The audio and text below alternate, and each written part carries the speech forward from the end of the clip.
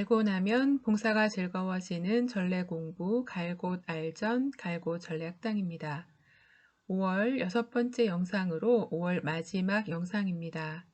성모성월 마지막에 보내드리는 영상의 표지에는 제가 제일 좋아하는 성모님을 소개하려고 합니다.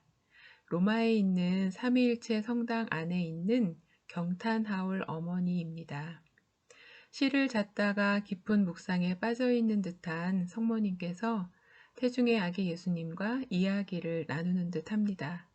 우리도 성모님처럼 아기 예수님과 함께 언제나 하느님과 연결된 영혼으로 살아갈 수 있는 그런 은총의 시간을 청하면서 이 시간 시작하겠습니다.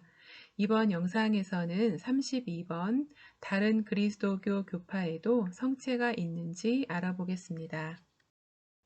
또 교재 33번 미사에서 파견의 의미는 무엇인지 알아보겠습니다. 이 문제는 지난 3월 영상에서 부제님께서 짧게 설명해 주셨었는데요.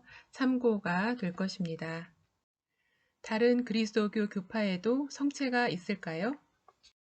네, 있습니다. 교재에서는 다른 그리스도교 교파 중에서 대표적으로 동방정교회, 개신교, 성공회를 소개하고 있습니다. 다른 그리스도교 교파에서도 가톨릭 교회의 성체 성사와 유사한 예식을 거행합니다. 그렇지만 성체에 대한 교리는 근본적으로 차이가 있습니다. 다만 동방정교회는 가톨릭 교회처럼 성체의 실체 변화를 믿고 있습니다. 동방정교회는 성체 안에 그리스도께서 현존하신다는 확고한 믿음을 가지고 있습니다. 이는 성찬례를 통해서 빵과 포도주가 실제로 그리스도의 살과 피로 변화한다는 실체 변화를 믿는 것입니다. 또한 성찬례에서 그리스도의 십자가상 제사가 재현되고 효력이 드러난다고 믿습니다. 또 사제로 서품된 사람만이 성찬례를 유효하게 거행할 수 있습니다. 다만 동방정교회에서는 가톨릭 교회에서 사용하는 빵과는 좀 다른 빵을 사용합니다. 동방정교회처럼 다른 그리스도교 교파에서도 예식을 행하는 빵이 있다는 것을 알고 계셨나요? 우리 가톨릭의 제병의 역할을 하는 많은 빵들 중에서 한 가지가 바로 동방정교회에서 사용하고 있는 프로스포라입니다. 이 말뜻은 하느님께 바치는 곡물이라고 하네요. 좀 더 크게 보겠습니다. 이것은 빵에 무늬를 넣는 틀이고요. 또 이것은 무늬를 찍어서 구워낸 빵입니다. 성체에 대한 가톨릭과 동방정교회의 차이를 좀 더 알아보겠습니다. 동방정교회에서는 빵에 누룩을 넣는 것이 가톨릭의 제병과 매우 다른 특이한 점입니다. 가톨릭의 제병은 가르멜 수녀회 등 다수의 기관에서 만들고 있지만 동방정교회에서는 신자들이 직접 구워와서 봉헌을 한다고 합니다.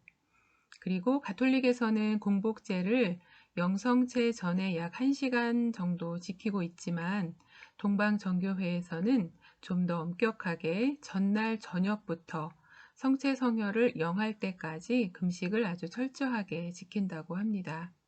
그리고 가톨릭에서는 대부분 사제가 신자들의 손에 성체를 나눠주는 것이 일반적이지만 동방정교회에서는 사제가 직접 스푼으로 성혈에 적셔진 성체를 신자들의 입에 떠 넣어준다고 합니다. 성체에 대한 가톨릭과 동방정교회의 가장 큰 차이점은 바로 누룩의 유무라고 하겠습니다. 우리는 누룩 없는 빵을 사용하는 반면에 동방정교회에서는 누룩이 있는 빵을 사용한다고 합니다. 대부분의 개신교 교파들은 성체 성사 자체를 인정하지 않습니다. 성찬식은 단순히 최후 만찬을 기념하는 예식으로 규정하고 있습니다. 또 빵과 포도주의 실체 변화를 믿지 않습니다. 성체를 그리스도의 몸과 피의 상징일 뿐이다 라고 말합니다. 또 개신교의 성찬식은 제사적인 성격보다는 공동체가 함께하는 식사의 성격이 더 강하다고 합니다.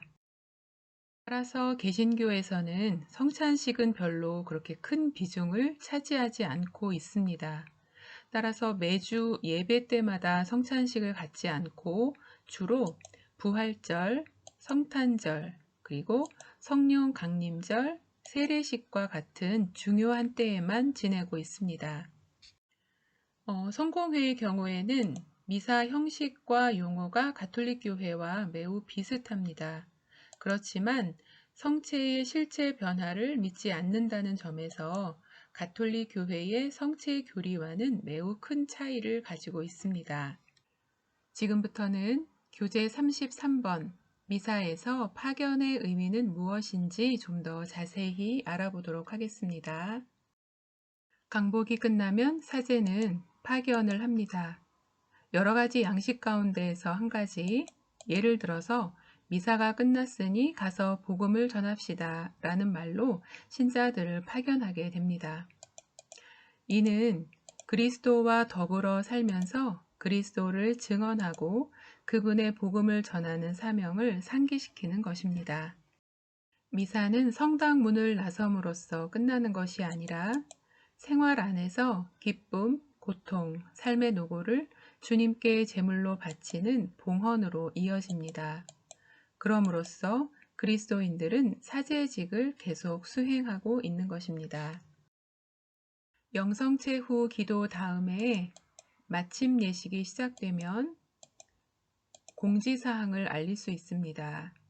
이때 교회 소식, 신자들의 활동 등에 대한 소식을 전달함으로써 교회와 신자들의 일치, 그리고 하느님 나라의 확장을 위한 협력을 도모합니다. 그리스도의 몸을 받아 모시고 영혼의 힘을 얻은 신자들은 그리스도와 함께 살고 그리스도께서 가르쳐 주신 삶을 살아갈 것을 다짐하며 일상 안으로 돌아가게 됩니다. 마침 예식 때 이러한 신자들에게 그리스도께서 승천하시기 전 제자들에게 강복하신 것처럼 사제는 강복을 청하는 기도를 바칩니다. 사제는 신자들을 향해 십자가를 크게 그으면서 성령 안에서 그리스도를 통하여 성부께로부터 거룩한 은총이 내려지기를 기원합니다. 십자 표지로 기원하는 강복은 그리스도의 십자가만이 구원의 표지라는 것을 상기시킵니다. 이렇게 강복의 기도가 끝난 다음에 사제는 미사가 끝났음을 선포합니다. 미사라는 말은 본래 옛 로마인들이 회의를 마치고 사용했던 말로 가시오, 해산이라는 뜻으로 폐회를 선언하는 말이었다고 합니다. 그런데 3세기부터는 성찰례에서 모임 해산의 뜻으로 사용되었습니다. 그리고 4세기 이후로는 모임 자체, 곧 성찰례를 가리키는 말로 사용되었던 것이 5세기부터는 미사가 미시오라는 말과도 관련이 되어서 파견이라는 뜻으로도 해석이 되었다고 합니다. 오늘 영상에서는 다른 그리스도교 교파에도 다양한 성체가 있고 또 교리상의 다른 점, 또 빵의 다른 점이 있다는 것을 확인했습니다. 특별히 동방정교회의 빵은 누룩을 넣어 만든다는 흥미로운 점도 새롭게 알게 되었습니다. 그리고 교재 33번에서는 미사라는 말이 파견의 의미를 담고 있으면서 어떻게 오늘날 성찰례를 가리키게 되었는지 다소 딱딱한 설명들을 통해서 알게 되었습니다. 삼위일체 대축일로 성모님의 달 5월을 마무리하고 성체 성혈 대축일로 예수 성심성월 6월을 맞이합니다. 부활 이후의 전례 축일들을 지내면서 가톨릭의 전례들이 참 아름답다는 생각을 많이 하게 됩니다. 나약한 우리들을 위해서 나날과 절기를 만드시고 매일의 의미와 좀 더 긴 시간의 뜻을 새겨주신 좋으신 하느님께 감사드리면서 풍요로운 전례 속에서 하느님께 대한 우리의 사랑도 아름다워지는 시간을 지내시길 기도드리겠습니다. 저는 6월 영상에서 뵙겠습니다.